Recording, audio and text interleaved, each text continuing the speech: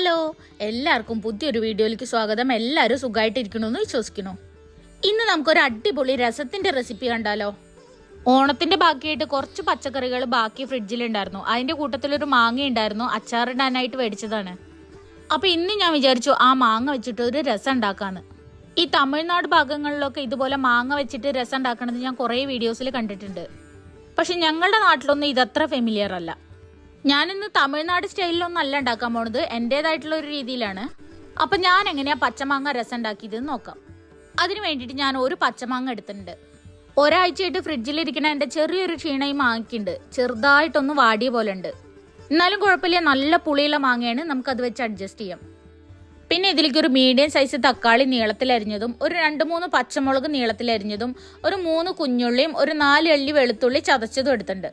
പിന്നെ പൊടികളായിട്ട് ഇതിലേക്ക് 1 ടീസ്പൂണ് ചതച്ച കുരുമുളക്, 1/2 ടീസ്പൂണ് പൊടിച്ച ജീരകം, 1/2 ടീസ്പൂണ് പൊടിച്ച ഉലുവ, 1 ടീസ്പൂൺ സാമ്പാർ പൊടി, 1/2 ടീസ്പൂൺ മല്ലിപ്പൊടിയും കൂടെ എടുത്തിട്ടുണ്ട്.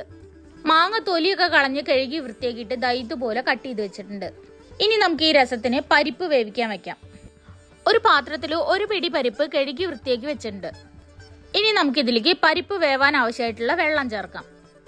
ഇനി ഒരു 1/2 ടീസ്പൂൺ മഞ്ഞൾപ്പൊടി, ഒരു 1/2 ടീസ്പൂണ് കായം പൊടി, നേരത്തെ തൊലി കളഞ്ഞു വെച്ചിട്ടുണ്ടായിരുന്ന കുഞ്ഞുള്ളി, പിന്നെ ഒരു 2 കറിവേപ്പിൻ്റെ ഇല. ഇനി നമുക്ക് ഈ പരിപ്പ് വേവിക്കാനായിട്ട് വെക്കാം. ഇതിലൊരു കാര്യം ചേർക്കാനായിട്ട് ഞാൻ വിട്ടുപോയി. 1 ടീസ്പൂൺ വെളിച്ചെണ്ണയും കൂടെ ചേർക്കണം.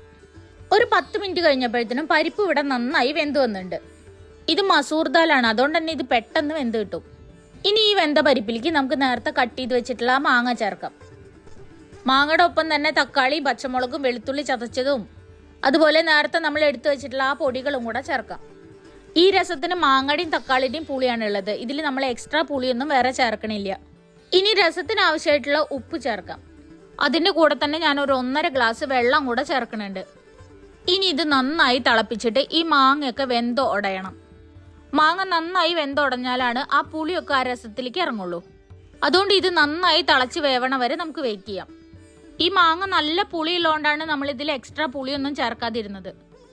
അതുകൊണ്ട് മാങ്ങ എടുക്കുമ്പോൾ നല്ല പുളിയുള്ള മാങ്ങ എടുക്കാനായിട്ടൊന്ന് ശ്രദ്ധിക്കണം. നമ്മളിതിൽ എക്സ്ട്രാ വേറെ പുളി ചേർത്തിട്ടുണ്ടെങ്കിൽ ആ പുളിയുടെ ടേസ്റ്റാണ് മുന്നിട്ട് നിൽക്കുക. ഈ മാങ്ങയുടെ ടേസ്റ്റ് നമുക്ക് ഈ രസത്തിന് കിട്ടില്ല. ഇപ്പം രസം ഇവിടെ നന്നായി തിളച്ചിട്ട് ആ മാങ്ങയൊക്കെ ഉടഞ്ഞ ആ പുളിയൊക്കെ ആ രസത്തിലേക്ക് നന്നായി പിടിച്ചിട്ടുണ്ട്. ഈ സമയത്ത് ഉപ്പൊക്കെ നോക്കിയിട്ട് കുറവാണെന്നുണ്ടെങ്കിൽ കുറച്ചും കൂടെ ചേർക്കാം. ഞാൻ നേരത്തെ ചേർത്തിട്ടുണ്ടായിരുന്ന ഉപ്പ് കുറച്ച് കുറവുള്ള പോലെ ഉണ്ടായിരുന്നു, അതുകൊണ്ട് ഒരു 1/2 ടീസ്പൂൺ ഉപ്പും കൂടെ ചേർത്തിട്ടുണ്ട്. ഇപ്പം നമ്മളെ രസം ഇവിടെ ഏകദേശം റെഡി ആയിട്ടുണ്ട്. ഇനി സ്റ്റവ് ഓഫ് ചെയ്തിട്ട് കുറച്ച് മല്ലിയിലയും കൂടെ ഇതിൻ്റെ മുകളിൽ ഇങ്ങനെ വിതറി കൊടുക്കാം.